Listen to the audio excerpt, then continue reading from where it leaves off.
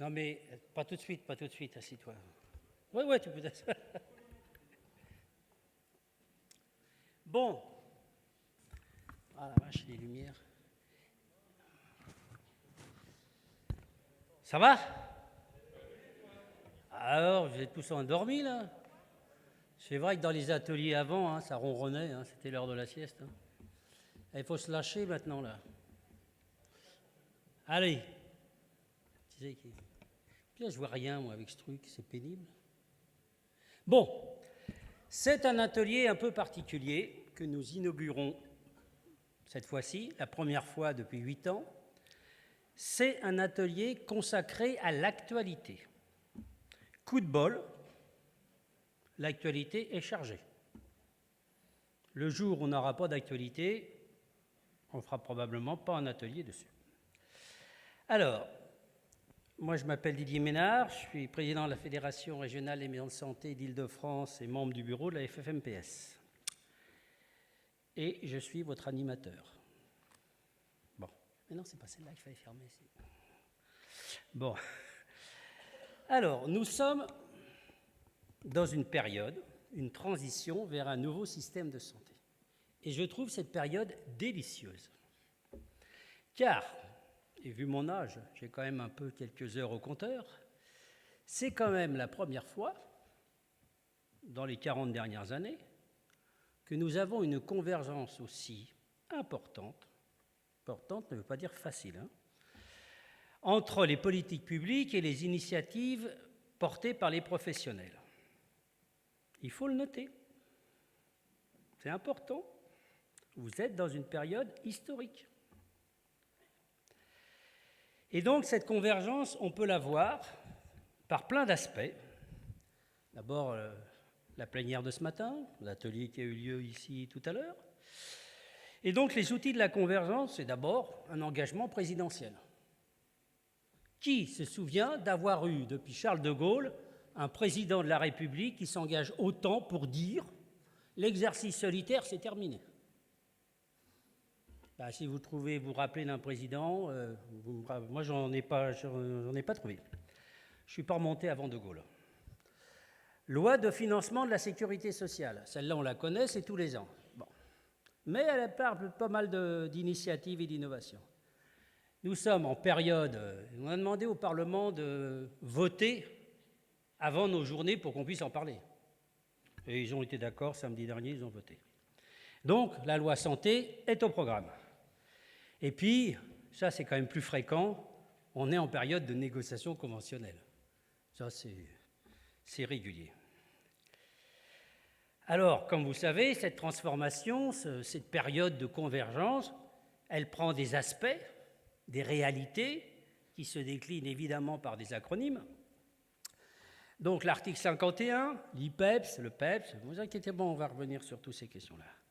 La loi de modernisation, les CPTS, on en parle beaucoup, mais alors là, on va encore plus loin d'en parler, on donne des chiffres, on a aussi un plan d'accès aux soins, une stratégie nationale de transformation du système de santé, un plan prévention, avec tous les autres plans traditionnels, ça fourmille.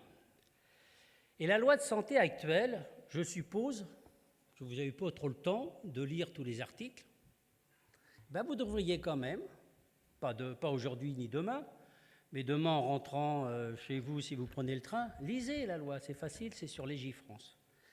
Et vous allez quand même découvrir des choses qui nous intéressent au premier chef.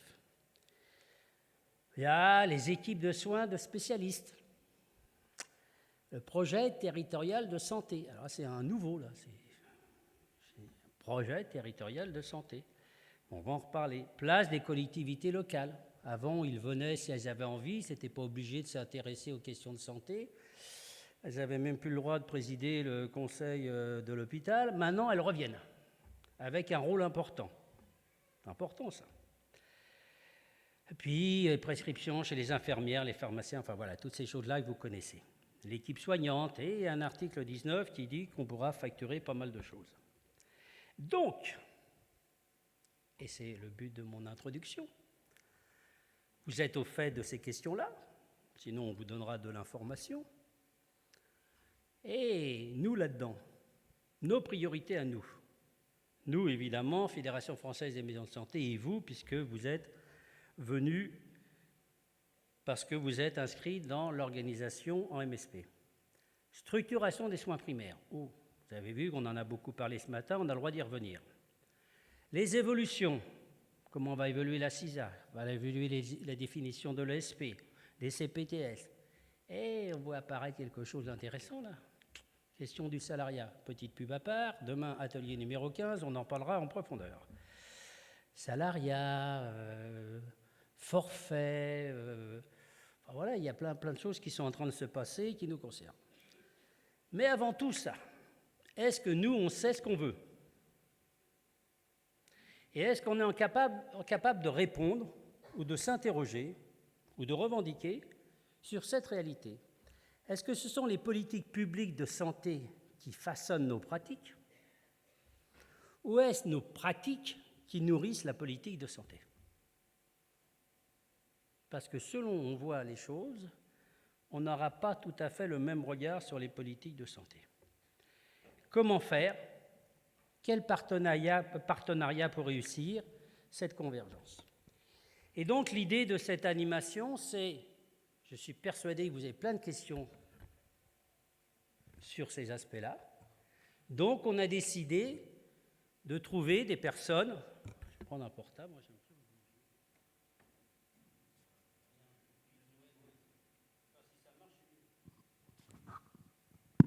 voilà, donc on s'est dit, mais si on dit aux participants qu'ils peuvent poser des questions, on prend un risque, parce qu'ils risquent de poser des questions. Et ensuite, des questions auxquelles il faudra répondre. Et comme on n'est pas tout à fait dans le truc policé avec les institutionnels, ils vont se défoncer, ils vont poser des questions. Et qui c'est qui va répondre aux questions ? C'est pour ça que moi j'ai dit, moi je suis animateur. Mais il faut aller trouver quelqu'un pour répondre aux questions. Et donc on s'est dit qu'on a là trouvé des gens qui n'étaient pas en plus dans d'autres ateliers. Ouais. Donc il y avait 4 personnes qui avaient cru être tranquilles en ne prenant pas des animations d'atelier. Et ben voilà, ils sont plus tranquilles. Donc nous avons demandé à Béatrice, qui préside la Fédération régionale de Bretagne, à Pascal, nous avez fait connaissance ce matin, pour ceux qui ne le connaissaient pas, qui est infirmier et qui est membre du bureau de la FMPS, Pascal, que vous connaissez, et Patrick, que vous connaissez probablement. Et bien voilà, maintenant le jeu consiste, on a un peu plus d'1 heure, pour poser vos questions sur ce qui vous intéresse, ce qui vous démange, enfin des questions ou des remarques ou des participations, enfin voilà. Et puis on va essayer ensemble de répondre. Mais cela veut dire aussi que certaines questions, d'autres dans la salle peuvent répondre. C'est débat, grand débat. Grand débat. Et pas grand débat avec quelqu'un qui vient, qui a la vérité, qui vous explique... Didier, rassure-nous, ça ne va pas durer 6 heures. Parce que les grands débats, ça dure 6 heures en général. Oui, alors nous, on va faire un résumé du grand débat. Dans l'idée, vous avez bien compris, c'est qu'on est entre nous, voilà, on se pose les questions. Si on sait répondre, du moins, ce que nous pensons de cette situation, on vous répond. Et puis s'il y a des gens dans la salle qui veulent participer, voilà, c'est très interactif. Une fois que j'ai dit ça, je vous passe la parole. Donc, vous trépignez de manière visible et je vous apporte le micro. En général, là, Pas tous en même temps.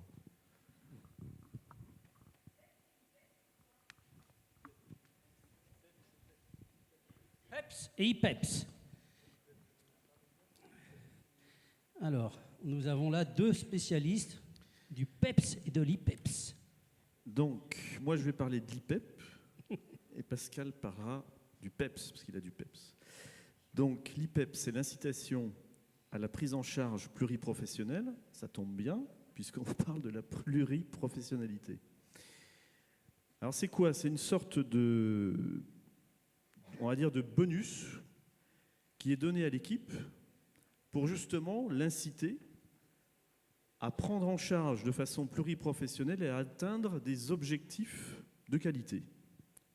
C'est un levier, parmi d'autres, qui permet aux équipes de maturer, de se structurer et donc d'avancer dans la qualité. Il y a, donc tout ça dépend de l'article 51 de la loi de finances sécurité sociale 2018, pas 19, 18. Et donc il y a quelques équipes qui ont été sélectionnées, retenues, pour écrire un cahier des charges sur lequel on a travaillé, qui va bientôt être finalisé, là, le 15 avril, et qui va être testé, puis ensuite, sans doute retoqué un petit peu, enfin retouché, pas retoqué, retouché, pour ensuite être ouvert à d'autres équipes qui seraient volontaires dans cette démarche. Voilà, en gros, de façon synthétique. Hein? J'ai dit, il y a un mot clé là-dedans. Ah oui, dérogatoire. Dérogatoire. Ouais. Dérogatoire, oui, c'est vrai. C'est au niveau du financement, la dérogation. C'est-à-dire qu'en fait, c'est de l'argent qui va être versé à l'équipe sur la CISA, qui va ensuite le réinvestir pour alimenter, etc., etc. La démarche qualité, la spirale infernale. Voilà. Où est-ce qu'on en est pour l'IPEP? Peut-être pour le PEPS? Peut-être un petit complément sur IPEP aussi.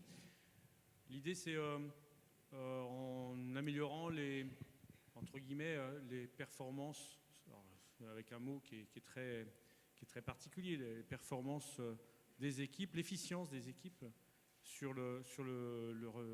dans leur pratique. Ça permet clairement d'améliorer la qualité, mais ça permet aussi d'avoir un résultat économique en faisant des économies. Et ces économies sont réinjectées, entre guillemets, à l'équipe pour qu'elle puisse investir dans d'autres organisations. Donc l'idée, c'est une espèce de processus peut-être vertueux, je ne sais pas, enfin en tout cas un processus qui fait que l'équipe met en place des choses pour améliorer l'efficience du parcours des patients en répondant à des critères de qualité, ça c'est très important, et avec la marge en termes économiques qui est gagnée, notamment clairement surtout la diminution des hospitalisations, il faut le dire clairement. C'est là-dessus que la marge la plus grosse va être présente. En fonction de ce gain, une partie du gain est réinjectée donc, aux professionnels qui sont impliqués dans ce processus.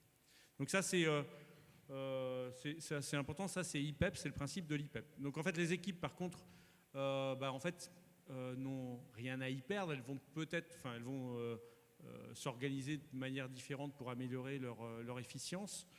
C'est des gains qui arrivent à l'équipe en plus, quoi. Et l'équipe le redistribue, le dispatch comme elle le souhaite.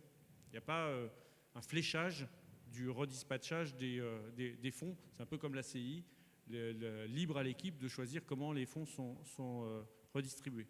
Pour PEPS, on est dans une autre expérimentation, toujours dans le cadre de l'article 51, toujours par contre dans le cadre d'un appel à manifestation d'intérêt, et puis maintenant il y a eu des équipes qui ont travaillé dessus et qui ont rédigé avec les équipes du ministère et avec les équipes de l'assurance maladie un cahier des charges qui met un tout petit peu plus de temps, qui va peut-être être un tout petit peu plus long à sortir.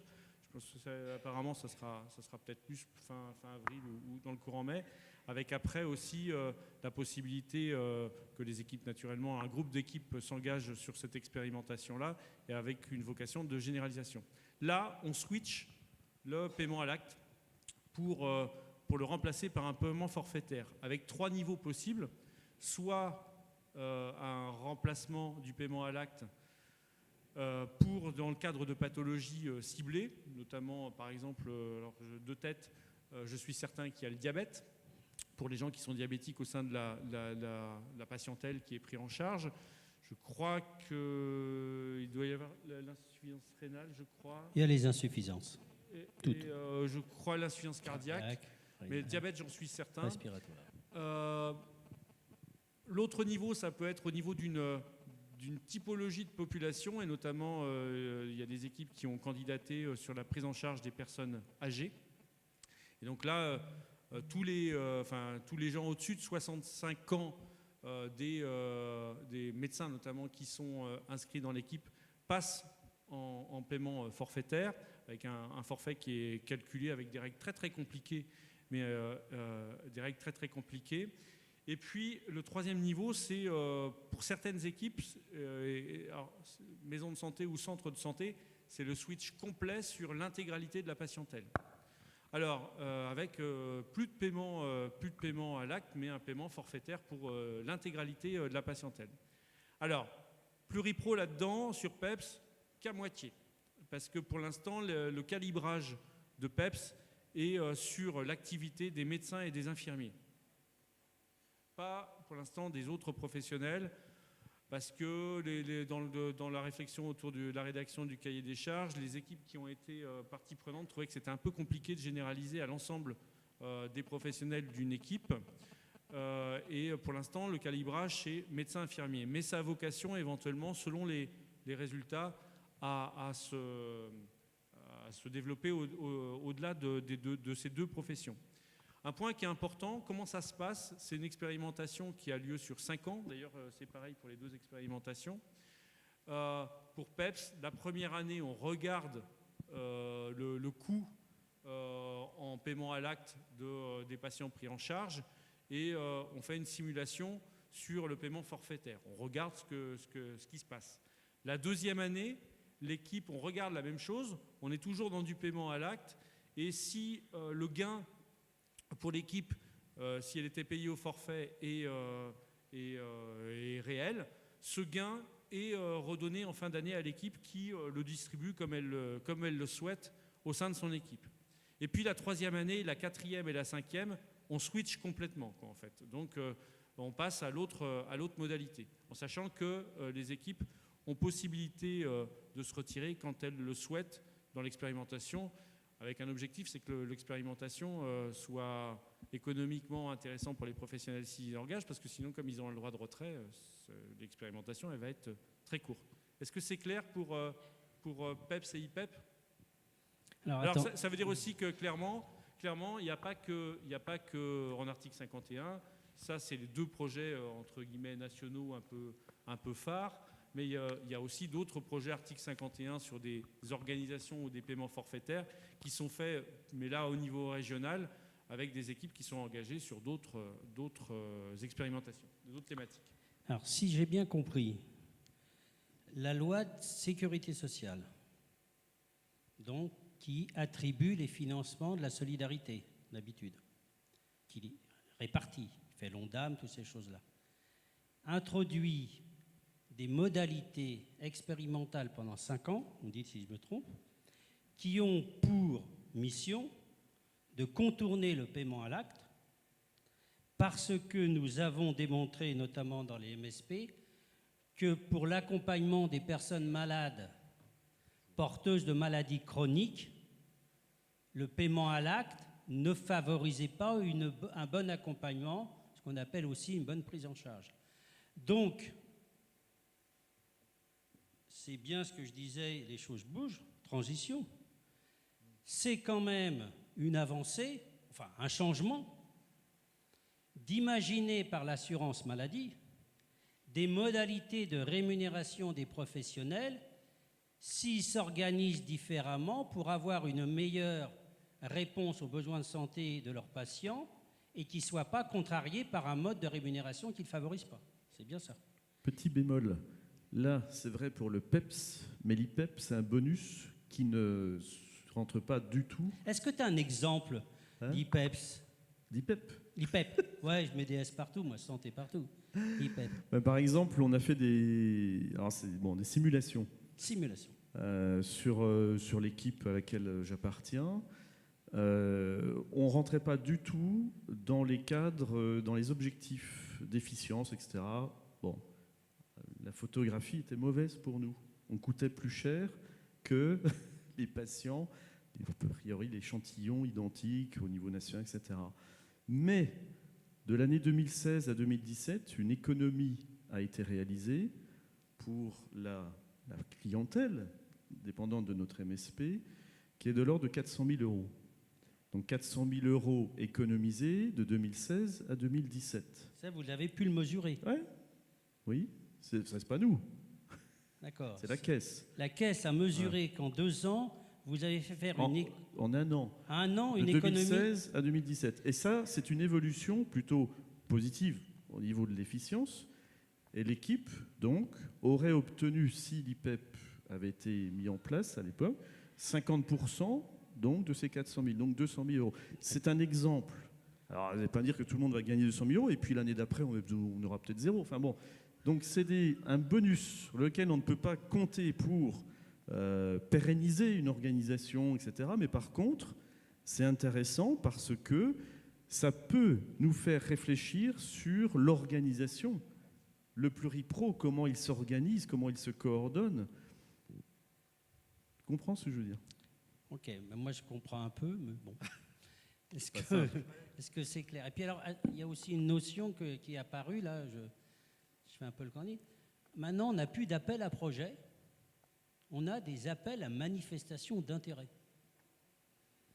Alors, est-ce que c'est le langage qui change et le résultat est le même, ou est-ce que vous pensez que cette modalité de l'appel à manifestation d'intérêt est un vrai progrès pour qu'on puissions nous exprimer et participer d'une manière et enrichir ce qu'on appelait avant les appels à projets qui nous tombaient dessus et qui souvent ne correspondaient pas trop à nos réalités.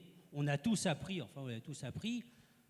à répondre à des appels à projets de telle manière à ce que vous soyez retenus, mais on ne faisait pas ce qu'on avait dit. On faisait ce dont on avait besoin. Alors, est-ce que l'AMI a changé quelque chose? Je pense que l'appel à manifestation d'intérêt était surtout pour que des équipes de terrain participent à la co-construction du cahier des charges. Et ça, c'est quelque chose qui est quand même assez révolutionnaire. Alors, pour nous, en tant qu'équipe de terrain, de participer à la rédaction d'un cahier des charges national qui a vocation à généraliser. Mais c'était aussi une révolution, clairement, pour les équipes du ministère au niveau national qui ont porté ce projet et pour les équipes de l'assurance maladie. C'est-à-dire que pendant, que je ne dise pas de bêtises, pendant 6 mois, on s'est réunis plus que régulièrement pour co-construire ce cahier des charges avec des réunions où on s'est un peu arraché les cheveux, avec des débats. Et un esprit de co-construction. Alors je ne dis pas qu'au final, les souhaits de toutes les équipes ont été vraiment mis dans le cahier des charges, mais au moins pour le cahier des charges PEPS et IPEP, c'est notamment sur la réflexion autour des indicateurs qualité ou des indicateurs d'évaluation, on a pu donner notre avis, en fait, avant que le cahier des charges soit publié. Donc on est quand même dans un autre rapport avec le ministère, avec l'assurance maladie, rapport qui, je pense, n'est pas innocent de ce qui se passe avec l'assurance maladie, ce qui s'est passé depuis notre cheminement sur les ENMR, l'ACI, l'accompagnement sur le terrain des équipes dans leur progression. On est dans cette logique de co-construction et ça, c'est quelque chose qui est vraiment nouveau. Je ne dis pas que tout ce qu'on a dit a été complètement validé jusqu'au bout, mais en fait on a été vraiment et on peut encore négocier. Enfin là par exemple sur PEPS, le cahier des charges n'est pas finalisé parce qu'on est encore dans une phase de négociation parce qu'il y a des choses qui sont encore compliquées et qui ne vont pas. Bon, maintenant vous savez tout sur PEPS IPEP, donc vous avez... Juste, excusez-moi monsieur, j'avais juste une petite question entre-temps. Concernant PEPS essentiellement, donc on parlait de maladies, de patients ayant une maladie chronique, donc on se base essentiellement sur la file active et des patients qui viennent assez régulièrement au sein de la maison de santé, ou au moins 2 fois. Et ma question c'est, quand on est sur un territoire particulier où on n'a pas de notion de médecin traitant, par exemple comme Mayotte, quelles sont les alternatives? C'est vrai que c'est une expérimentation, donc pour l'assurance maladie, il y a besoin quand même de repères. Et clairement, pour calculer des forfaits ou pour calculer en termes économiques, ce qu'on peut gagner en efficience, il y a besoin de requêter dans les systèmes d'information de l'assurance maladie la consommation, entre guillemets, des patients, et puis mesurer à un temps T0, mais après à un temps T plus 1 an, 2 ans, etc., l'évolution de ces parcours patients.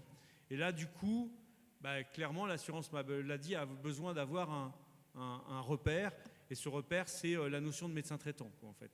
Il n'y a pas eu d'autres...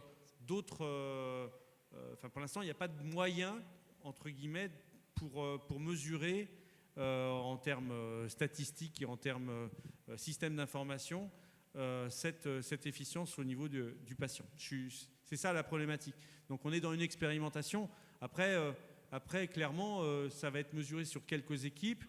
Il va y avoir un temps, comme dans chaque expérimentation, d'observation et après de correction sans doute et d'adaptation pour que ça puisse se généraliser. Parce que l'objectif, clairement, c'est de passer de tous les articles 51, qu'ils soient nationaux, régionaux, de se généraliser.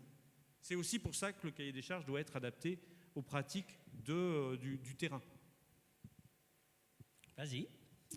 J'aimerais rapporter un témoignage d'équipe par rapport justement aux réponses à appel à projet. On a tous besoin de sous pour fonctionner. Et nous, notre équipe, qui compte donc 41 professionnels de santé sur une multisite, a au début bénéficié d'un fonds FIR pendant 1 an. Puis on est tombé dans une sorte de vide juridique entre le règlement arbitral et l'ACI. Donc on nous a demandé de rapidement rentrer dans l'indicateur ACI. Et donc, au lieu d'avoir 2 ans, on avait 1 an. 1 an pour se structurer en CISA, 1 an pour contractualiser un système d'information partagée, 1 an pour créer un comité de gestion, de gérance, 1 an pour, vous voyez bien, créer les protocoles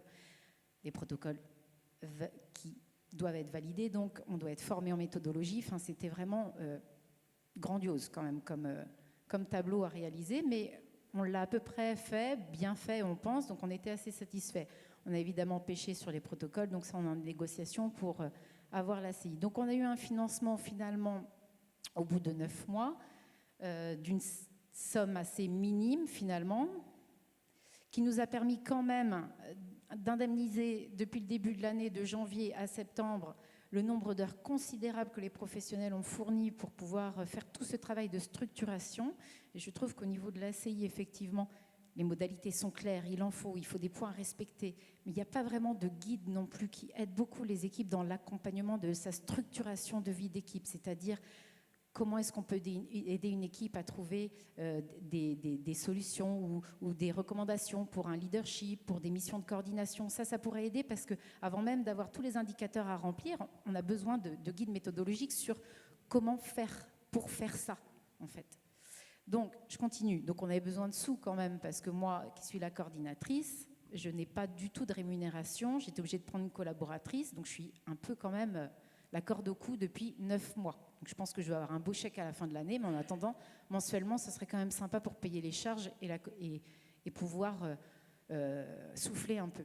Donc, on a répondu à un appel à projet de l'ARS. On l'a bien fait parce que ça faisait déjà 5 ans qu'on travaillait dessus. C'est un beau projet de la souffrance psychique des ados, prise en charge, avec implication des adolescents dès le début de ce projet, en consultation avec les parents, les élus, des partenaires, sur un bassin de vie de 20 000 habitants. Donc, ça peut même s'apparenter à ce qu'on appellerait peut-être maintenant une CPTS, mais on n'en est pas encore là au niveau de la maturation d'équipe.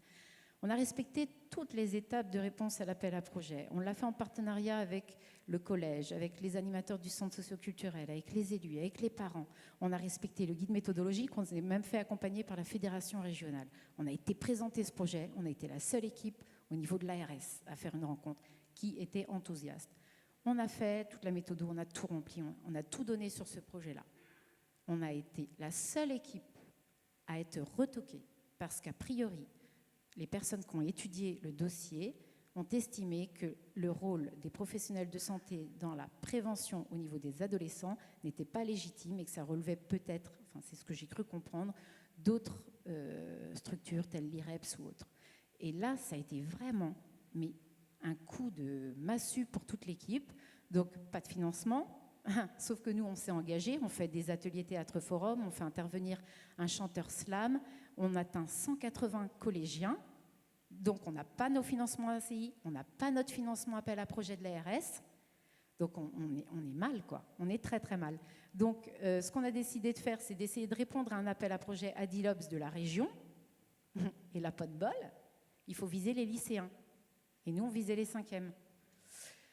Donc finalement, on n'a pas de sous, l'atelier a lieu le 26 avril, les ateliers pour 180 collégiens avec notre chanteur slam en mai. On a 40 ados d'inscrits aux ateliers. On a 2500 € de frais que d'intervenants. On va espérer que malgré nos protocoles invalidés, l'ACI va nous permettre au moins de tirer une petite rémunération pour nos professionnels, mais surtout de mener cette action au bout, quoi. Donc là, c'est vraiment voilà, un témoignage d'équipe qui est de terrain. Merci. Merci Élodie de ton témoignage. Il est très parlant parce que je pense qu'il y a beaucoup d'équipes qui se structurent comme ça et c'est bien en fait toute la question de ce qu'on doit faire de la loi. Est-ce qu'elle nous apporte, est-ce qu'on lui apporte, est-ce qu'on en retire? Et il n'y a pas besoin d'être un champion de l'haltérophilie, mais pourtant il faut quand même avoir du souffle, aller jusqu'au bout de l'aventure. Et moi j'espère que vous allez continuer parce que ce que vous avez mis en place c'est pertinent pour la population. Ce que je voulais dire par rapport à ton témoignage, c'est qu'au sein des fédés, il y a quand même plein d'outils qui sont travaillés, et tu le sais, notamment le guide de la facilitation, et qu'au-delà des outils, on peut être des ressources humaines qui viennent et qui créent du lien entre les membres de l'équipe, mais aussi avec l'institution. Et globalement, en Bretagne, en tout cas, c'est comme ça qu'on fonctionne. Quand on sent qu'il y a des projets qui risqueraient d'être retoqués, on recrée du lien. On retourne discuter avec les professionnels de l'institution pour s'assurer qu'on parle bien le même langage. Et il y a aussi autre chose que je voulais souligner dans ton retour d'expérience, qui est vraiment très intéressant, c'est que vous n'avez pas hésité à élargir votre regard pour aller chercher des sources de financement. Et ça me semble essentiel à 2 points. 1, ça permet de faire vivre quand on n'a pas encore l'ACI. Et 2, ça permet à l'équipe de se vivre comme entrepreneuse.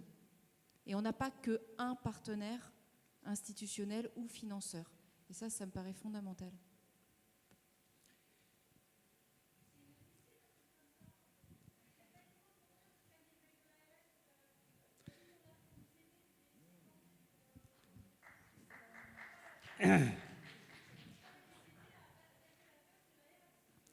Marie-Laure.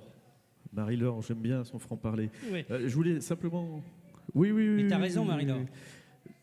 Ouais, mais t'as toujours raison en plus. Non, ce que je voulais dire simplement, il y a quelque chose, moi je disais à Pascal, je dis attention, ne mettons pas en danger les équipes simplement. C'est-à-dire que quand on a une idée de projet, qu'on avance dans le projet, s'il n'y a pas une réponse positive à un moment donné sur le calendrier, moi j'ai peur, quoi. Ça me fait peur. Donc soit j'arrête tout avant que le bateau coule, ou alors je continue, mais j'ai des garanties en effet en ouvrant, etc. Mais il ne faut pas se mettre ni personnellement ni collectivement en danger, quoi. Il y a des limites dans le temps. Il faut se fixer des limites, à mon avis. Mais bon, oui, mais ce que dit Élodie, c'est quand même très significatif. Il monte un projet à partir d'une problématique repérée sur le terrain. Il le monte parce que c'est une équipe pluriprofessionnelle. Et ils font de la santé, d'authentique santé. Sauf que l'appel à projet, il est fait par des personnes qui font que du soin. Et il faut reconnaître aujourd'hui que dans les institutions comme l'ARS, il est difficile de passer d'un raisonnement, d'une connaissance, d'une logique, pour un certain nombre de gens qui étudient les appels à projets, sur une logique de soins à une logique de santé. La réponse en elle-même est très significative. Vous n'êtes pas habilité à faire ça. Mais qui décide aujourd'hui ce qu'on est habilité à faire? J'ai eu le même problème. Je travaille avec des médiatrices en santé, ce n'est pas des professionnels au code de la santé publique, donc on m'a retoqué. Pas mal. Donc on est dans un travail important à réaliser, et ça nous concerne en tant que fédération, et Béatrice a raison de dire qu'il faut que la fédération régionale intervienne pour acculturer l'ARS à ce que c'est que la santé. Et la santé, ça ne se réduit pas aux soins. Or, nous sommes des professionnels de santé et nous avons la légitimité aujourd'hui de porter des projets de santé qui améliorent la santé de la population à partir du moment où on a repéré un problème. Et donc, moi, je pense que ça, c'est important de mesurer, parce que je parlais de convergence tout à l'heure. Vous voyez bien les limites de la convergence. Dans le quotidien, on a encore beaucoup d'efforts à faire. Une question. Oui, bonjour, Philippe Menlin, je suis pharmacien et je suis gérant d'une CISA multisite. Alors, je vais avoir un peu de mal à passer après le témoignage tout à l'heure de ma collègue, puisque nous, on a eu un peu plus de chance. Nous sommes déjà éligibles aux ACI. Nous sommes une CISA, donc multisite. À quel endroit? Tu peux nous dire à quel endroit? En Normandie, dans l'Eure. Donc, une coordination qui regroupe 70 personnes, dont 25 dans la CISA. Donc, on fait aussi un peu de la CPTS sans le savoir, on s'en est rendu compte. Mais là, bon, ma question, elle est un peu plus terre à terre. Depuis Nancy et l'intervention de M. Revel sur l'évolution de la CISA, c'est pour ça que j'ai demandé le micro, l'évolution de la CISA, notamment l'évolution juridique. Depuis Nancy, on nous avait promis qu'il fallait simplifier ces CISA pour qu'on puisse rentrer et sortir de ces CISA sans tout l'arsenal juridique qu'on nous impose. Nous avons pu passer en capital variable, mais nous avons toujours visiblement, sauf si vous avez des éléments à nous donner, nous avons toujours obligation de déposer les modifications statutaires, les entrées et les sorties au greffe du tribunal, de payer. Il suffit qu'on fasse rentrer 2 fois par an un professionnel de santé pour qu'on fasse 2 dossiers, qu'on soit obligé de payer 2 fois, etc., etc. Donc je voudrais avoir des précisions sur les évolutions. Nous avez promis un cahier d'entrée et de sortie. Est-ce que c'est légal, pas légal? Est-ce que ça a évolué? Aujourd'hui, il est clair que le capital variable, c'est acquis et que lorsque tout mouvement dans l'année est déclaré une fois en fin d'année, que ce soit des entrées ou des sorties, et une fois. C'est vrai que ça ne nous dispense pas de ce que vous avez cité en termes de procédure, mais ça ne sera qu'une seule fois l'année. Ça, c'est la première chose et une sacrée évolution quand même. La deuxième chose, puisqu'on parle de l'évolution des CISA et des conseils qu'on pourrait apporter, en tout cas c'est ce que je porte en tant que facilitateur, c'est le fait qu'à un moment donné, quand on crée la CISA, on a le choix entre le régime créance-dette et puis le régime impôt sur les sociétés. Je me rappelle, il y a quelques années, on avait un peu un frein par rapport à l'impôt sur les sociétés parce que c'était irréversible. Ça l'est toujours d'ailleurs. Quand on fait le choix de l'impôt sur les sociétés, c'est irréversible. Et vous, pharmaciens, vous connaissez cette imposition. OK. Du coup, on a beaucoup d'équipes qui ont choisi créance-dette. On a de gros problèmes avec, et notamment dans le report à nouveau et dans la répartition des bénéfices et des excédents qui fait que chaque année, les professionnels doivent déclarer personnellement les dividendes pour lesquels ils sont bénéficiaires et ils ont une taxation, une imposition personnelle. Du coup, le conseil que, en tout cas moi, je donne, c'est de basculer à l'IS. C'est la CISA qui paiera ses impôts. On n'aura pas de problème de report à nouveau puisque ce seront les bénéfices de la société qui seront affectés à l'année suivante. Et là, ça cause moins de problèmes. Donc le discours aujourd'hui, c'est 1, capital variable, 2, passer à l'IS. Ou si vous rentrez dans une CISA, choisissez l'IS. En tout cas, c'est les conseils qu'on donne. Excusez-moi, pas de bénéfices. Pardon? Ah, bah alors. Mais si concernant le capital variable, les entrées-sorties. Oui? Oui? Une fois par an? Une fois par an. J'ai répondu. Oui. Pardon, registre ou enregistrement au greffe du tribunal de commerce? J'ai bien dit que ça ne dispensait pas de toutes les procédures administratives inhérentes à ça. Et ça doit être fait. Ça, je suis d'accord. C'est toujours d'actualité. Oui. Voilà. Mais par contre, l'évolution, c'est que c'est qu'une fois l'année. Ça, on a compris. Quand on a payé 2 fois, on a compris que la prochaine fois, on fera ça qu'une fois. C'est ce principe de réalité qui permet de progresser. Oui, moi j'avais une question sur l'évolution de la CISA, toujours. Ça nous pose un gros problème, cette histoire de toucher un budget et de devoir en fin d'année être à zéro. Sachant qu'on touche un certain pourcentage à un certain moment, les projets sont en cours. Alors, vous êtes à l'impôt sur les sociétés ou pas? Non. Voilà. Et donc, c'est bien la problématique que j'ai soulevée. Vous avez choisi une option qui n'est pas l'impôt sur les sociétés. Du coup, les bénéfices en fin d'année doivent être supportés par l'ensemble des actionnaires de la CISA, au prorata des parts dont ils disposent. Et du coup, ils doivent le déclarer individuellement et ils vont payer des impôts sur le revenu. Non, non, c'est pas. Nous sur le terrain, c'est pas ce qui se passe. Ce qui se passe, c'est qu'on demande à. On vous demande d'être à zéro au niveau comptable. Oui, voilà. Non, c'est pas une obligation. Si. J'adore. À condition, si on ne veut pas payer d'impôts sur les sous qu'on touche. C'est autre chose, ça. C'est autre chose. Votre choix est de ne pas vouloir payer d'impôts. Donc vous allez tout faire pour être à zéro en fin d'année pour ne pas avoir de bénéfices à distribuer entre les actionnaires. Je ne sais pas qui est d'accord de payer des impôts. Alors, Voilà, enfin, je sais pas. j'ai une réponse d'un juriste sur ma région, hein, qui est spécialisé sur les CISA, qui dit que juridiquement, il est possible d'estimer le coût des charges qui vont être imputables à chacun des actionnaires à titre individuel. Et on peut, nous, CISA, donner, par exemple, si moi j'ai eu le cas, par exemple, dans ma CISA, c'était 1 200 € qu'on devait déclarer chacun. Du coup, on est autorisé à verser 300 € pour indemniser ce professionnel qui va devoir, personnellement, avoir une imposition. Alors, ma question, c'est est-ce qu'il va y avoir une évolution au sein des textes de la CISA permettant, C'est pas une évolution. puisque c'est une aberration quand même, qu'on ait des impôts à payer là-dessus? L'évolution, il n'y aura pas d'évolution. Ce qu'on vous dit, le conseil, c'est de passer à l'impôt sur les sociétés. Oui, Ouais, il y c'est a un des peu moins lectures. cher, mais le principe est le même. C'est un peu comme les budgets de l'armée, en fait. Pour avoir le même quota de gasoil le mois d'après, ils font des tours mais un peu quand même. Non, non. En fait, il y a quand même aussi, ça c'est vrai qu'il y a différentes lectures selon les experts comptables.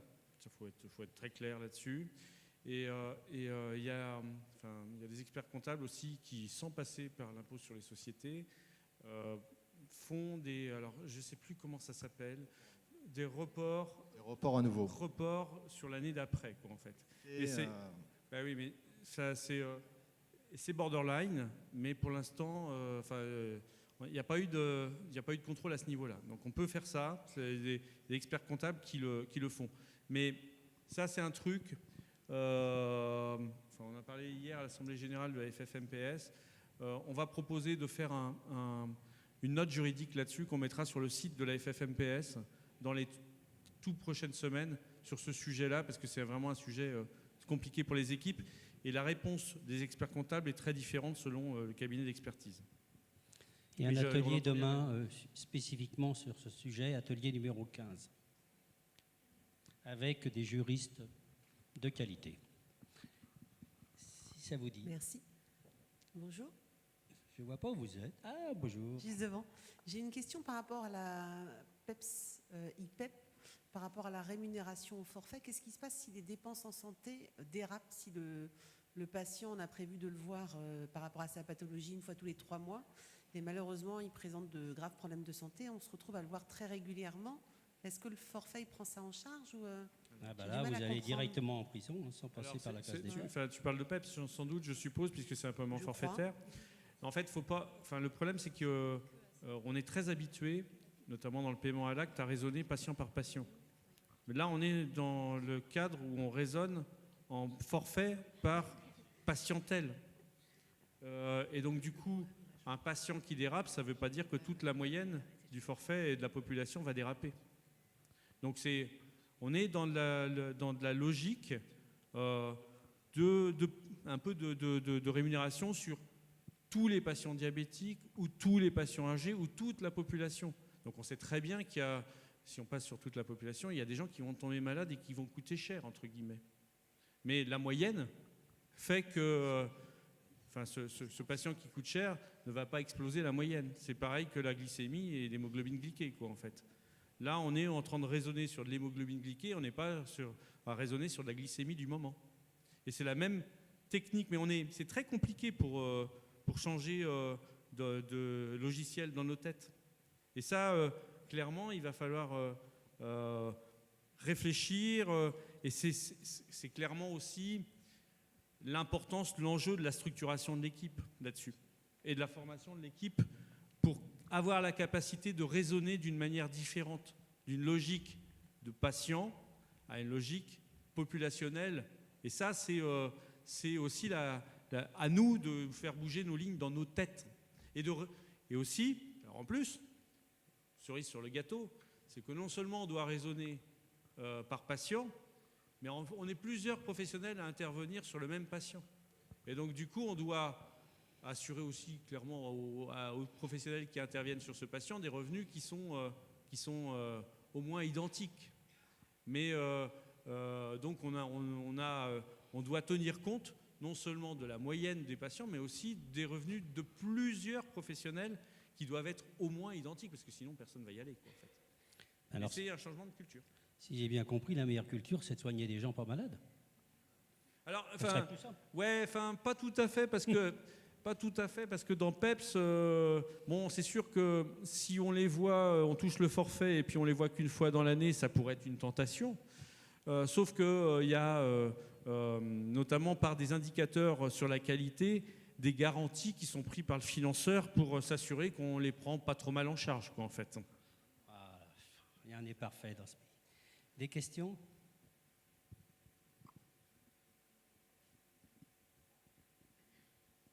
Bonjour, Pierre Guillet, je représente les internes de médecine générale. Je vais revenir un petit peu, je vais sortir un petit peu de la loi de financement pour revenir sur la loi de santé, qui, avec le plan Ma Santé 2022, souhaite une réorganisation de notre système de soins, et notamment à l'échelle territoriale.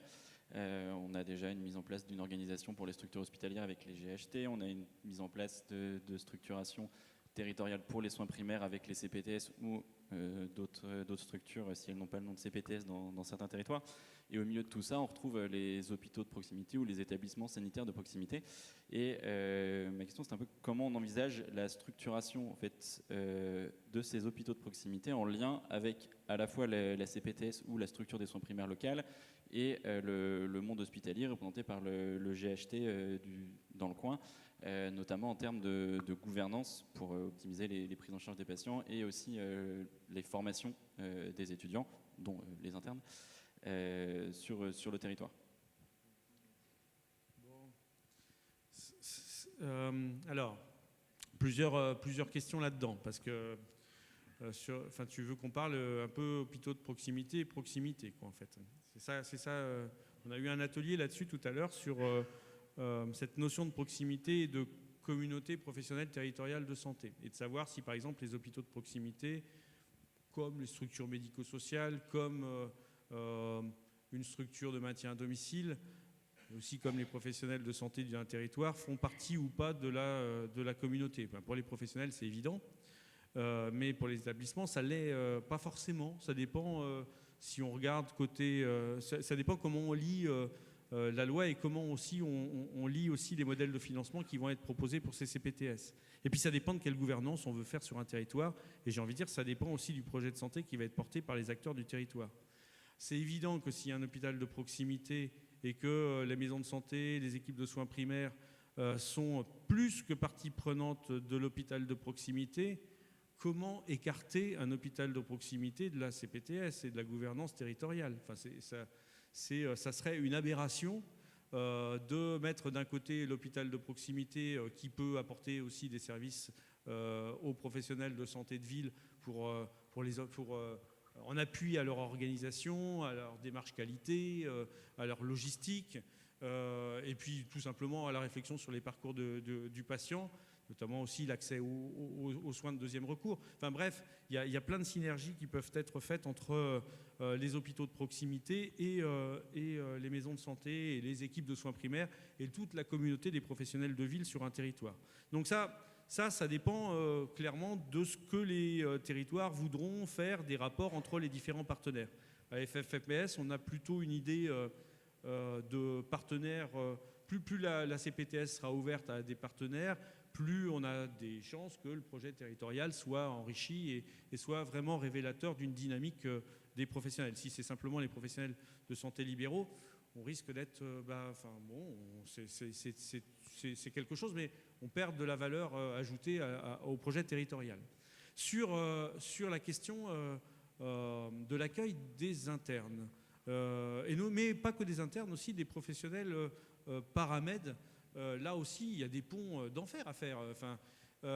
Mais alors, par contre, il va falloir se battre pour que les stages, notamment, je parle là, excusez-moi, des médecins généralistes dans les hôpitaux de proximité, soient aussi des stages qu'on reconnaisse, que les DMG, les ARS, mais aussi les associations d'internes reconnaissent comme des stages pertinents, intéressants dans la formation des futurs médecins généralistes.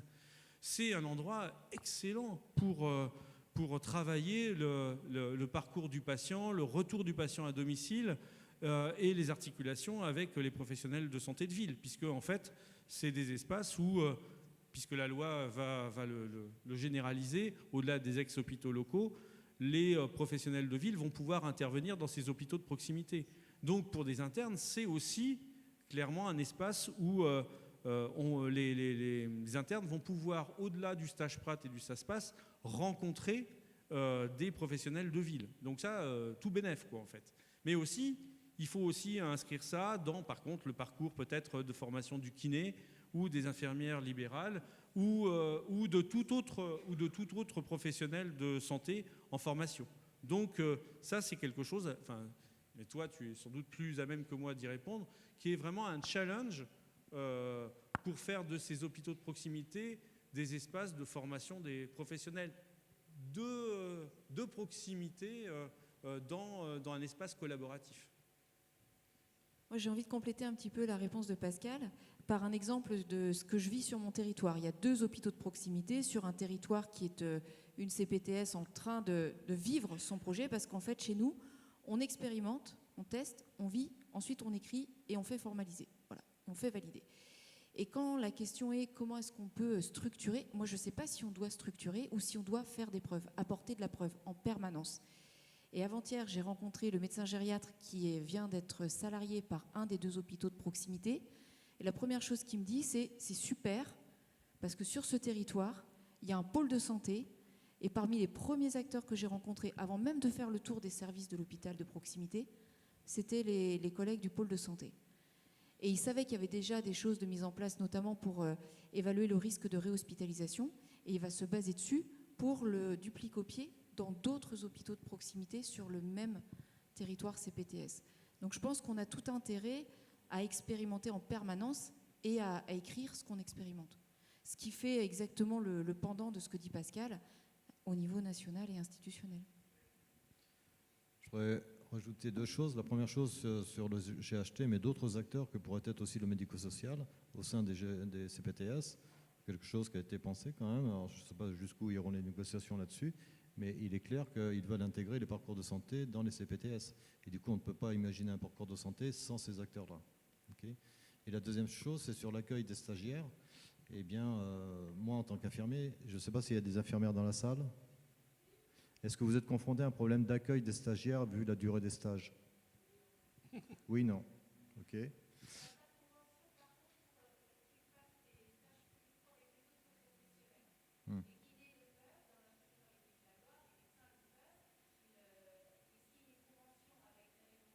Oui.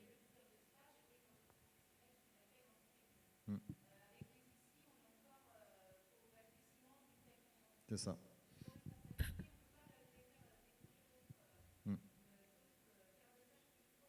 Voilà, c'est ça. Et du coup, on a la même stagiaire pendant 10 semaines et c'est un peu fastidieux. Du coup, pourquoi le terrain de stage ne serait pas... Oui, surtout c'est pas sympa. Mais pourquoi le lieu de stage ne pourrait pas être la CPTS demain, où là, la convention serait signée entre la CPTS et l'IFSI et du coup, elle pourrait avoir accès à plusieurs cabinets. Voilà. Déjà. Pour conclure sur ce chapitre, revenons, comme sur nos maisons de santé, l'accueil des nouveaux professionnels de santé, ça doit faire partie du projet de santé. C'est la même chose pour les projets de CPTS. L'accueil de professionnels de santé en formation doit faire l'objet d'un chapitre, enfin, d'un point important, d'un axe du projet de santé de la CPTS.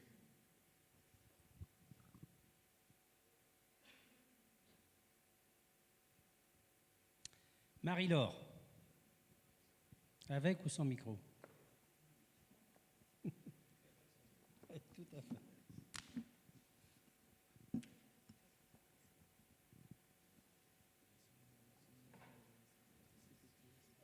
Juste une question, moi, qui m'intrigue depuis le début de l'après-midi. À la fois, on dit aux gens, faites des CPTS, c'est un cadre flou, organisez-vous, et puis depuis tout à l'heure, on a empilé un certain nombre de missions à décrire dans un projet de santé. Alors c'est dommage, les institutionnels, ils sont partis, mais moi je pense qu'il doit y avoir plusieurs manières de faire des CPTS et une temporalité qui ne doit pas être celle de M. Macron. C'est-à-dire qu'il y a des CPTS comme celle du 13e à Paris qui, depuis 10 ans, travaille sur un projet de santé qui est le leur. Et puis, il y en a d'autres qui naissent à partir de différents protagonistes et sur des bases qui sont donner un médecin traitant à tous les patients qui sont dans nos territoires et qui n'en ont plus. Ce qui me paraît déjà un projet énorme et pas si simple à mettre en œuvre, et qui, vous dites, il ne faut pas qu'il y ait des hôpitaux, mais nous, à Paris, si on met les hôpitaux, on n'existe plus. Donc je pense qu'il y a aussi dans les CPTS une volonté de donner une voix à ceux qui n'en ont jamais et coordonner des gens qui se connaissent à peine sur des territoires. Alors il y a des territoires où ils ont l'habitude de travailler ensemble, mais il y a aussi des territoires où ils ne se connaissent pas. Donc je pense qu'il ne faudrait pas forcément s'obliger à une stratégie. Je pense que ce qui est intéressant, c'est quand les gens se retrouvent, commencent à discuter ensemble et voient comment ils peuvent travailler.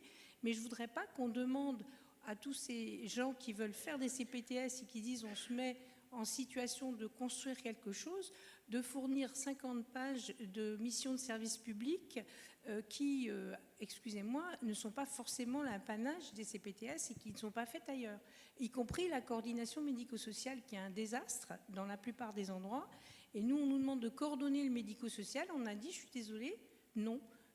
On veut d'abord exister, se construire, voir ce qui est nécessaire, voir nos partenaires, et après, on voit ce qu'on peut faire avec ça. Je pense qu'il faut faire attention à ne pas parler comme on nous dit de parler. Je suis désolée.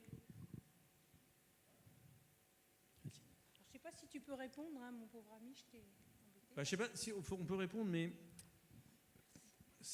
on va ramener ça, enfin, je radote, hein, mais j'ai envie de dire toi aussi. Parce qu'en fait, ce que tu dis là, c'est... Non, mais ce que tu dis là, c'est clairement, ça fait référence au projet de santé que les professionnels veulent voir porter. Et donc, clairement, si les professionnels ont envie de travailler sur tel ou tel sujet, ils vont travailler sur tel ou tel sujet. Et puis après, quand ils auront envie de travailler sur un autre sujet, avec éventuellement en enrichissant avec d'autres partenaires, ils vont travailler sur d'autres sujets avec d'autres partenaires. Et donc ainsi, la communauté va se créer au fur et à mesure, pas à pas. Mais c'est un peu la même dynamique qu'une équipe de soins primaires. C'est-à-dire que les équipes de soins primaires, elles vont partir avec un noyau, et puis petit à petit, elles vont se compléter avec d'autres professionnels, avec d'autres actions, d'autres axes, elles vont évoluer. Ce qu'on veut dire, c'est qu'en effet, on sait très bien qu'il n'y a pas deux ESP qui se ressemblent, il n'y a pas deux MSP qui se ressemblent, et c'est pour ça aussi que il n'y a pas... c'est pour ça aussi que c'est compliqué d'imaginer les MSP comme des clones industriels qu'on va faire partout pareil, parce qu'ils ont un projet de santé qui est différent. Les CPTS vont être aussi avec des projets différents et des partenaires différents. Donc si par exemple la problématique elle est sur la problématique médico-sociale du maintien à domicile, c'est évident qu'il faut des acteurs médico-sociaux. Donc la CPTS elle va s'enrichir, elle va travailler avec les différents partenaires qui voudront travailler sur ce sujet. Et la taille de la CPTS va être aussi quelque part, elle va s'enrichir au fur et à mesure. La problématique quand on a dit ça, c'est que clairement on est dans une dynamique de projet de santé et de construction. Et là, quelque part, avec la dynamique que je te rejoins, qui est de dire on décrète 1000 CPTS, et puis peut-être même on va décréter aussi quelque part les territoires, parce que c'est ça aussi qui peut aussi pointer, où on rajuste les territoires en fonction des organisations. Il faut que ça colle avec le GHT, il faut que ça colle avec je sais pas quoi, avec le département, il faut que ça colle avec la PTA, enfin il faut que ça colle, d'accord. Mais alors du coup, les professionnels ou les acteurs qui vont créer communauté, ils sont plus tout à fait maîtres de leur dynamique et de leur territorialisation. Mais si aussi en plus on impose des missions de service public et puis qu'on donne un cadre trop rigide parce qu'il y a des financements derrière, là aussi quelque part on modifie quelque part les axes du projet de santé, les capacités d'évolution des communautés. Et donc ça, c'est pour ça qu'on dit, nous, à la FFMPS, qu'il faut faire attention, il ne faut pas mettre la charrue avant les bœufs. Et puis, construire une communauté, ça prend du temps. C'est ça prend du temps. Il faut que les gens aussi aient un sentiment d'appropriation à cette communauté. Et ça, il faut que non seulement ils y voient un intérêt, mais aussi il y a le sentiment d'appartenance. C'est pas simplement on a un service rendu par la CPTS, c'est qu'il y a aussi, pour faire communauté, il faut appartenir à cette communauté. Et ça c'est vrai que ça se décrète pas et ça s'impose pas. Alors voilà, j'arrive aux mêmes constatations que toi. Je partage tout à fait ton analyse. Donc en fait, les professionnels, ils font un projet de santé de territoire pour monter la CPTS. On leur a dit, faites, puisque c'est vous qui êtes les premières concernées, c'est ce qu'on a entendu ce matin, faites. Et puis c'est drôlement bien ce que vous faites. Et puis tu arrives avec ton projet, on le regarde, ah ouais mais il n'y a pas ça, ah ouais mais il n'y a pas ça, ah ouais mais il n'y a pas ça, donc ça ne va pas. Donc justement, il est là la difficulté aujourd'hui, c'est de faire comprendre que si on se réunit entre nous, c'est pour régler un problème ou pour apporter des solutions à des problèmes qui sont les problèmes du territoire sur lequel on est, et que la vision qu'en ont les institutions, c'est que ça serve à décliner les politiques publiques. Alors des fois, ça va, hein, ça se comprend. Développer les soins programmés, c'est difficile de dire non. Améliorer les sorties d'hospitalisation, c'est difficile de dire non. Mais ce n'est pas forcément l'essentiel du projet de santé que nous, on a construit. Et toute la négociation est là. Y a-t-il d'autres questions ? Oui, parce que j'étais tout en haut cachée. Eh bien, on t'écoute. Alors, du coup, moi, pour PEPS, du coup, si j'ai bien compris, ça va être un basculement de la facturation à l'acte vers un forfait qui va être versé aux structures pendant une période d'expérimentation de 5 ans. Et du coup, mon questionnement, c'est comment est-ce que les pôles, les maisons de santé, les collectifs vont être accompagnés pour dispatcher après ces rémunérations. Comment est-ce qu'on va pouvoir être aidé et guidé au-delà de la réflexion qui va être faite au sein de chaque équipe. Et il y a aussi, et si l'expérimentation est défavorable, ce qu'on ne souhaite pas bien sûr, mais qu'est-ce qui se passe au bout de 5 ans voilà, c'est déjà 2 premières questions. Alors, j'ai dit les équipes font comme elles veulent. C'est un peu le même principe que la CI. Les équipes font comme elles veulent pour répartir les sous qu'elles touchent, en fait. En sachant que pour PEPS, j'ai dit que c'était pour les professionnels médecins et infirmiers.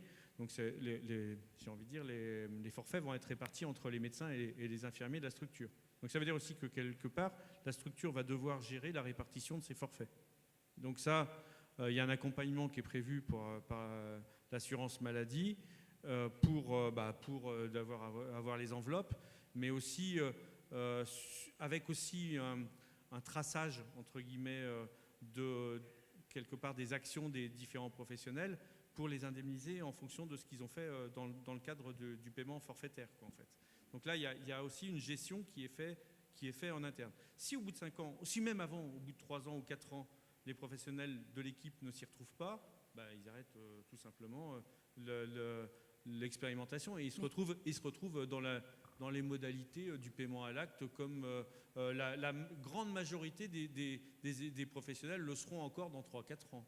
Oui, d'accord, mais est-ce que la volonté de l'évolution de notre système de santé, c'est de tendre vers presque une sorte de salariat des professionnels de santé par les pôles ou les structures de santé, et comment est-ce qu'on va reconnaître qu'un tel un tel a fait tant d'actes, comment est-ce qu'on passe psychologiquement, dans la réflexion intellectuelle de l'acte, le paiement à l'acte, à quelque chose de beaucoup plus global? Alors clairement, c'est une réflexion d'équipe. C'est aussi l'équipe qui doit s'organiser pour pouvoir...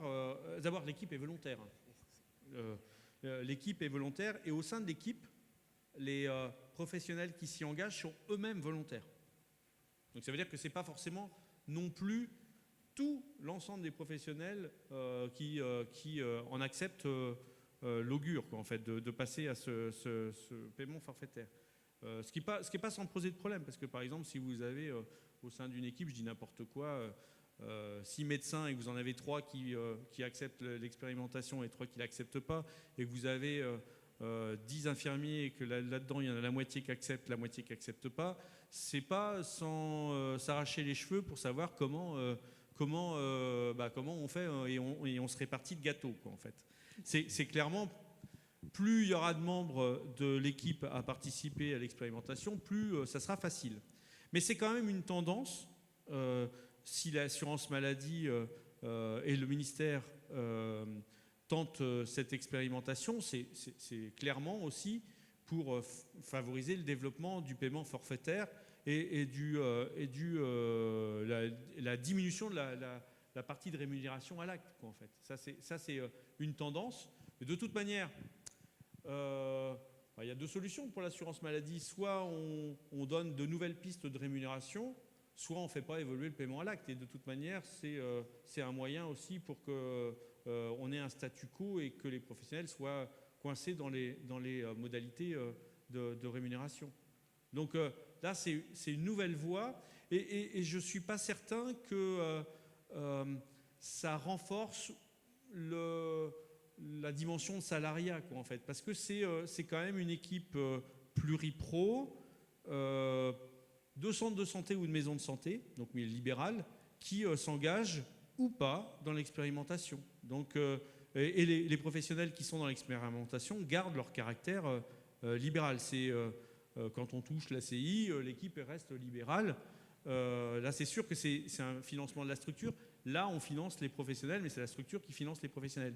Mais par exemple, il y a d'autres professions qui non de santé qui sont déjà dans ces dynamiques. Regardez comment fonctionnent les cabinets d'expertise comptable. C'est aussi à l'intérieur, il peut y avoir différents experts comptables qui sont libéraux, ou les cabinets d'avocats, ils restent libéraux, mais le financement, il est versé éventuellement à la structure et il est redispatché après entre les professionnels libéraux. Et ça, c'est quelque chose qui est un petit peu plus... qui n'est pas encore tout à fait dans notre culture, mais il y a d'autres professions libérales qui ont ce type d'expérience, en fait, d'habitude. Quelque chose que je n'ai pas compris pour du coup ces PEPS, c'est est-ce que c'est un forfait global pour toute l'activité commune à une communauté pluripro, ou est-ce que c'est centré sur des pathologies qui sont définies par un projet de santé et qu'on peut en définir plusieurs? Alors, clairement, j'ai dit il y a 3 niveaux. Pathologie chronique, donc quand tu t'engages sur une pathologie chronique, par exemple le diabète, et c'est tous tes patients diabétiques qui vont être inclus pour les médecins infirmiers qui rentrent dans l'expérimentation. C'est tous les patients de plus de 65 ans qui vont éventuellement rentrer si l'équipe choisit la partie forfaitaire sur les patients de plus de 65 ans. Et puis peut-être toute la population, toute la patientèle, s'ils choisissent l'option 3. C'est clair ça ? C'est un choix que l'équipe fait. Il y a 3 appels, en fait, entre guillemets, il y a 3 appels enfin, il y a 3 cahiers des charges différents, quoi. L'équipe répond à tel ou tel cahier des charges. Non, le cahier des charges, il est proposé dans ce cadre-là, c'est une expérimentation nationale, il est proposé par le ministère et l'assurance maladie. Alors, non, enfin, il y a eu un appel à manifestation d'intérêt sur 3 pathologies. Alors, je crois qu'il y a insuffisance cardiaque et insuffisance rénale, mais il y a aussi diabète. D'ailleurs, je crois que c'est les 3 pathologies qui ont été aussi pris en compte dans le paiement forfaitaire des établissements de santé. Là, il y a eu une réforme à ce niveau-là. Et je crois que c'est les 3 mêmes pathologies. Mais ça demande à être vérifié, parce que franchement, je n'étais pas dans PEPS. Je sais diabète que ça l'est, mais les 2 autres, je n'en suis pas certain. Par contre, pareil, il y a eu un appel pour les patients âgés, il y a eu un appel à projet pour le passage complet de toute la population. Ça répond à ta question ? Sylvie ? Donc Sylvie Hébrard, je travaille à maison de santé dans un réseau de santé dans le Nord-Aveyron. Nous, dans la maison de santé, on est avec un centre de soins qui est salarié. Donc du coup, pour le PEPS, est-ce que c'est prévu ça ou non ? Alors, pour l'instant, je crois que ça ne l'est pas forcément prévu. Enfin, c'est avec les équipes qui sont pour l'instant un peu volontaires, quoi, en fait. Et parce que ça pose quelques petits soucis dans la répartition après des paiements forfaitaires, quoi, en fait. Et pour l'instant, alors, soit les équipes qui ont été choisies, c'est soit des centres de santé où tous les professionnels sont salariés, soit des maisons de santé où tous les professionnels sont libéraux. Mais le mixte, il n'y a pas, à ma connaissance, parmi les sites qui vont participer à l'expérimentation, il n'y a pas ce mixte. Alors peut-être de tête, il y a peut-être un endroit sur une équipe en Mayenne qui est dans cette situation, mais je ne suis pas certain qu'ils aillent jusqu'au bout de la démarche à cause de cette problématique-là qui pose problème. Et pourtant c'est quelque chose sur lequel je suis bien d'accord, il va falloir qu'on évolue. Parce qu'on parle de la loi santé, mais il y a un truc dont on n'a pas parlé encore, et je suis étonné dans les questions que c'est pas venu, mais c'est ce petit article 19 de la loi de santé qui fait que dans une structure, on pourrait avoir des évolutions au niveau de la rémunération. C'est un peu le cadre que la structure puisse toucher des forfaits, c'est un peu ce qui se passe dans le cadre de PEPS, mais aussi que la structure puisse salarier au-delà de l'infirmière de pratique avancée, parce que c'était un amendement du PLFSS 2019, là par contre. Là, on élargit au-delà de l'infirmière de pratique avancée pour d'autres professions. Et là, on n'est pas très loin de la position à cheval avec la communauté CISA et centre de santé infirmiers. Est-ce que tu crois qu'une CISA pourra demain salarier un médecin? Clairement, là, l'article 19 ouvre une possibilité. Alors après, va falloir voir comment ça peut se faire dans le détail et dans l'application, parce que c'est pas sans poser aussi quelques petits problèmes de juridique, de responsabilité, etc. Mais il y a une ouverture dans cet article 19, et nous, en tout cas, on va demander sans doute une expertise juridique pour savoir ce que ça va impliquer comme en termes de modification dans l'équipe, dans la responsabilité, dans le modèle économique, etc. Parce que ça risque d'être une solution pour toutes les maisons de santé qui cherchent des médecins, qui en trouvent, et que le médecin pose sa condition d'être salarié. Mais ce n'est pas que pour les médecins, parce que la brèche, elle est ouverte aussi, elle a été ouverte dans le PLFSS 2019 pour notamment les infirmières de pratique avancée, mais avec la liberté pour les équipes de choisir la modalité d'intervention de l'infirmière de pratique avancée. C'est exactement ce que j'allais dire. On a la possibilité, donc, au travers de l'article 19, de pouvoir salarier une IPA demain, mais ceci dit, on peut aussi choisir le modèle prestation servie par une infirmière libérale qui a un temps dédié IPA et qui pourrait être payé sous forme de prestation. Donc on aura le choix au sein de l'équipe, avec bien entendu l'IPA et surtout avec son accord, de pouvoir choisir le mode de rémunération. Mais effectivement, c'est une porte ouverte, puisque si on peut salarier une infirmière, on pourrait aussi imaginer pouvoir salarier un autre professionnel de santé, notamment un médecin. Alors, il y a peut-être eu une petite incompréhension dans le discours ce matin. Justement, pour la FFMPS, naturellement, c'est pas ces nouveaux métiers-là, c'est pas tout salariat, hein, c'est les équipes qui choisissent le statut, ce qui leur semble le plus opportun. Hein. Alors pour les assistants médicaux, c'est particulier parce que ça sera forcément des salariés compte tenu de leur statut, compétences, leur statut, etc. Mais par exemple pour les infirmières de pratique avancée ou d'autres professionnels, faut que l'équipe elle choisisse ce qui est lui le mieux pour sa dynamique. Donc c'est du salariat, de la vacation, de l'indemnisation auto-horaire, open là-dessus. Hein. Ouais. Et tu fais bien de le préciser parce que ça fait 10 ans qu'on a lancé le mouvement des maisons de santé, ça fait 10 ans qu'on a des critiques dans ma corporation d'entendre dans les maisons de santé, ils vont salarier les infirmières. Ça n'est pas du tout le cas. Et là, c'est encore mieux, c'est qu'elle aura le choix, cette IPA, entre une rémunération à la prestation ou un salariat. De la même manière, l'équipe peut choisir, pour améliorer sa performance sur la prescription médicamenteuse, améliorer la prise en charge des risques de iatrogénie, lutter contre la polymédication, d'acquérir, entre guillemets, la compétence sur un temps donné d'un pharmacien, sur n'importe quel statut, pour pouvoir clairement améliorer les parcours. Ça peut être une vacation, ça peut être la participation, un deal avec le pharmacien participant à l'équipe, ça peut être pourquoi pas un temps de salariat du pharmacien, c'est un forfait au réel. C'est là aussi, clairement, on se sert de toutes les compétences et on essaye de fabriquer par des nouvelles relations au sein de notre structure le meilleur de toutes les professions.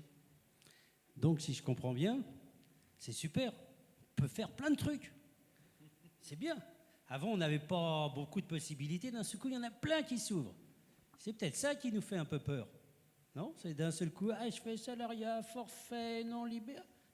Eh ouais, c'est ça l'évolution. C'est bien, c'est bien. Il faut qu'on apprenne. Question? Docteur de Ribeaucourt à Fleury-les-Aubrais, près d'Orléans.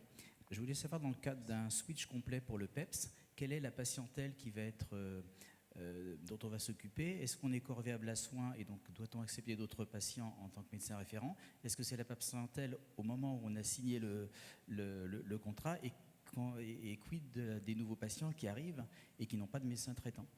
Ah non, alors là c'est clair, sur PEPS, comme sur IPEP d'ailleurs, et c'est pour la réponse tout à l'heure avec notre collègue de Mayotte, c'est sur la patientèle médecin traitant. Donc en fait, il faut qu'il y ait une déclaration de médecin traitant qui soit faite.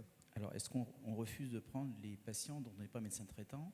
Ou en cas d'urgence, comment fait-on? C'est complexe pour une rémunération forfaitaire. Ils seront soignés, mais pas sur la modalité. Ils ne rentreront pas dans le paiement forfaitaire de l'expérimentation PEPS. Ils ne sont pas patients médecins traitants. Alors oui, il y a quelques actes qui sont hors forfait, des actes techniques. Par exemple, tu fais un ECG, tu fais une suture, ça sort du forfait. Encore être simple, ça. Il y a une question. Oui, je t'écoute. Oui, bonjour. Donc je suis étudiant en pharmacie en 6e année. Je fais actuellement mon stage de fin d'études dans une pharmacie d'officine dans une maison de santé. Et ma question, je sors un peu du cadre économique et je voulais parler justement de quelqu'un qui brille peut-être par son absence, de par toutes les propositions que vous avez faites ou qui sont en cours dans l'actualité Ma Santé 2022. C'est l'usager ou le patient. Et je voulais savoir où s'en étaient des réflexions, notamment sur la place des usagers concernant la gouvernance, dans la gouvernance ou pas d'ailleurs, des maisons de santé, ou voire même des futurs ou des CPTS. Et j'irai même plus loin, qu'est-ce qu'il en est aussi du lien entre les MSP, les CPTS, lorsqu'ils rédigent leur projet de santé ou leur protocole, et les associations des usagers et de patients territoriales, pour voir effectivement, notamment, est-ce qu'on peut avoir une expertise, parce que je parle bien d'expertise. On voit aussi se développer le profil de patients experts, d'universités de patients, notamment pour la formation initiale des futurs professionnels de santé. Pourquoi aussi ne pas s'appuyer sur un type de patient expert? En tout cas, nous, c'est ce qu'on fait de manière plus ou moins empirique avec certains patients au comptoir ou même lors de réunions, on prend l'avis de quelques-uns qui sont impliqués dans les activités de la maison de santé. Mais pourquoi pas justement à terme avoir quelqu'un ou une place prépondérante pour ces usagers dans la gouvernance de la maison de santé? Merci beaucoup. Alors oui, je vais répondre alors, merci d'avoir posé cette question parce qu'elle m'est chère et on partage avec plusieurs et de plus en plus d'ailleurs de gens qui participent à ces journées sont intéressés par la participation des usagers à tous les niveaux de l'offre en santé. Alors, il y a le niveau qu'on dit de proximité, de micro, donc la MSP, l'équipe, autour et avec le patient, justement. Et là, c'est intéressant parce que se développe à travers également l'accompagnement des fédérations régionales, à travers le questionnement, le vôtre, le nôtre. Comment est-ce qu'on peut faire pour favoriser la participation des usagers à l'offre en santé de proximité? Et là, c'est vrai qu'on a fait un travail au niveau de la fédération régionale, mais également fédération française, avec un guide qui s'appelle le petit guide de la participation. Donc il y a plein de repères importants pour la participation à l'offre en santé de proximité, qu'on soit, j'allais dire, patient, élu, professionnel de santé, bref, qu'on est citoyen d'abord. Donc ça, c'est intéressant et c'est très important parce qu'en fait, ça doit être de plus en plus notre repère, le parcours de soins devenu parcours de santé et puis petit à petit, parcours de vie. C'est-à-dire qu'en fait, si on suit ça, si on s'inscrit dans cette dynamique grâce à l'apport de l'usager, de proximité. On va faire en quelque sorte, je pense, de nos lieux de soins et de santé des lieux de vie progressivement, un peu à l'image de ce qui se passe en Belgique, au Québec, etc. Et là, on aura des leviers extraordinaires de prévention, de soins, etc. Je reprends toujours l'exemple du diabétique, par exemple, c'est un exemple mais bien concret.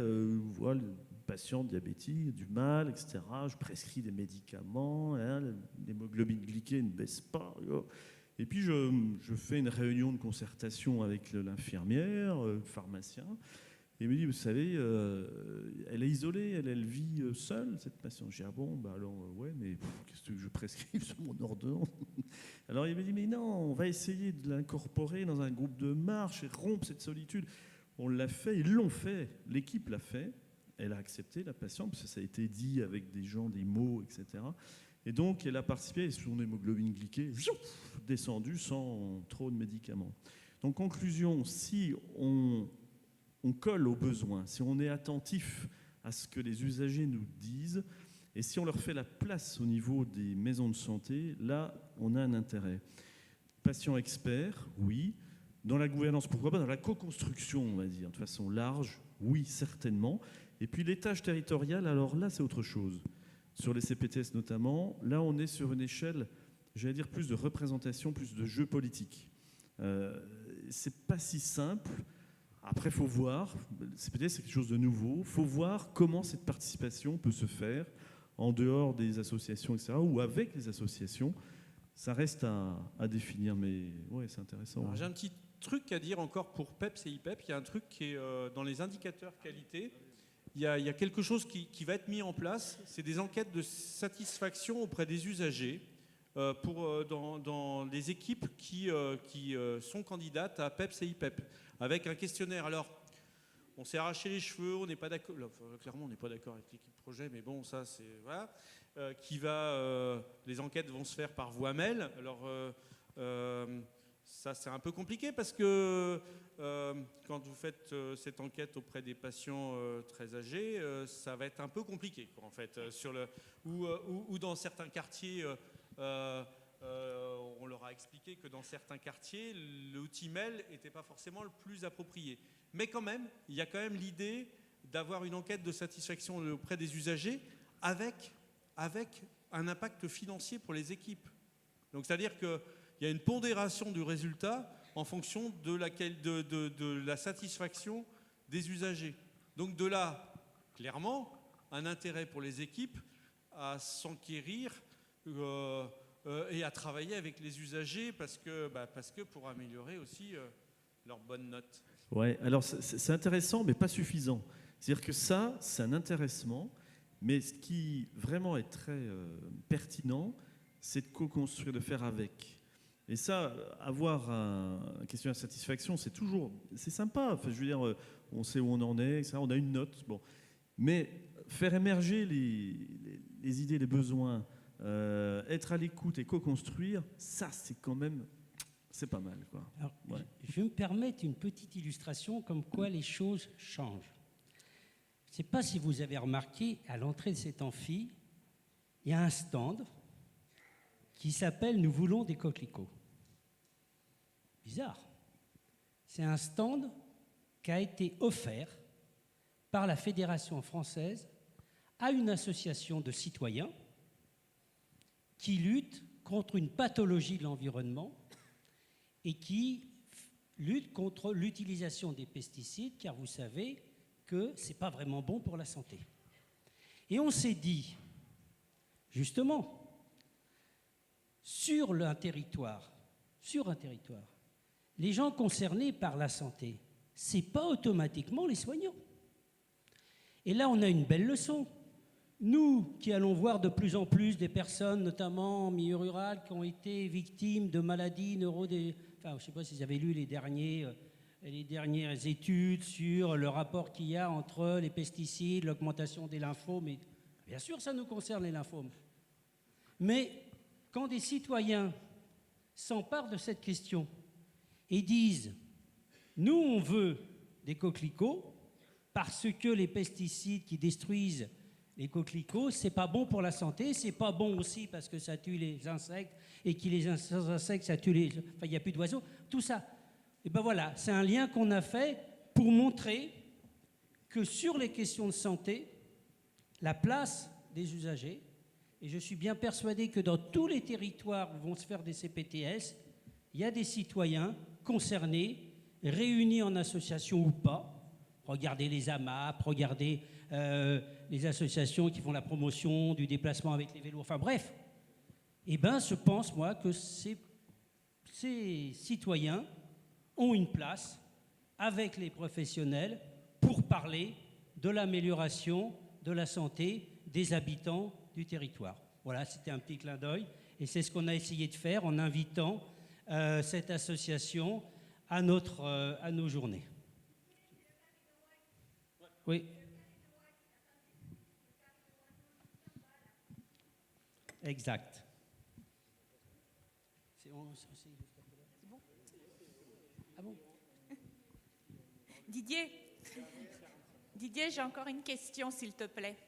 Allez, la dernière. La dernière. Parce que moi, j'ai des problèmes C'est de... Sophie? Oui, c'est Sophie. Excuse-moi, parce que là, on voit... Bon, vas-y, Sophie. D'accord, donc Sophie Dubois, Paris 13, CPTS. Moi, j'ai une question de tiroir-caisse, parce qu'il y a des choses que je n'arrive pas à saisir dans cette transformation là qu'on est en train d'amorcer. On nous demande ou on nous fait confiance pour organiser le territoire et décloisonner le sanitaire, le social, le médico-social. Quand je dis nous, ce n'est pas seulement nous les soignants, c'est tous les acteurs de la santé sur le terrain. Et d'un autre côté, je vois que les financements, pour la CICPTS, il n'y a que les professionnels de santé qui négocient. C'est l'assurance maladie. Donc, je ne comprends pas très bien quels vont être les leviers pour le social. Est-ce que c'est le risque qui va financer la totalité? Là, il y a des trucs que je ne comprends pas. Ça tombe bien parce que nous non plus. C'est clairement la problématique du financement un peu des CPTS, quoi, en fait, puisque en fait, c'est ce qu'on disait tout à l'heure dans l'atelier précédent, enfin, qui parlait vraiment de cette problématique territoriale. C'est qu'actuellement, il y a une volonté de négocier des moyens pour les CPTS très très rapidement, et donc on a porté, c'est un choix politique, de porter la négociation conventionnelle de manière très urgente avec l'assurance maladie et puis les partenaires syndicaux pour signer convention et signer la CI. Mais clairement, ça veut dire qu'on a un peu fléché les sous, quoi, en fait, et les destinataires. Et ça veut dire que si dans la communauté telle qu'on peut l'imaginer plus large, en impliquant d'autres acteurs que les seuls professionnels de ville, ça veut dire qu'il va falloir imaginer aussi d'autres sources de financement pour les CPTS, pour que les établissements de santé, le médico-social, les acteurs du territoire qui ne sont pas des professionnels de ville s'y retrouvent et puis qu'on puisse faire des actions décloisonnées. Donc oui, il y a un souci avec ce niveau-là. Nous, on a fait part au niveau de la FFMPS de ce souci. Je ne suis pas certain qu'on soit complètement entendu là-dessus. On verra en fait au final aussi quelles seront les actions des CPTS dans les prochains mois ou les prochaines années. Mais ça risque d'être très limitant, en effet, sur les actions des CPTS, si on reste dans ce cadre de financement. Eh bien, pour l'atelier, merci beaucoup de votre participation. J'espère qu'on a répondu et qu'on a éclairé un peu vos lanternes. On n'a pas de doute là-dessus, mais on a encore... C'est pas fini. Il y a une synthèse de la journée tout de suite, et puis je crois, pas qu'une synthèse, quelques surprises amusantes. J'ai très peur, mais bon. Donc vous avez tout intérêt à rester parce que ça va être un peu plus détendu.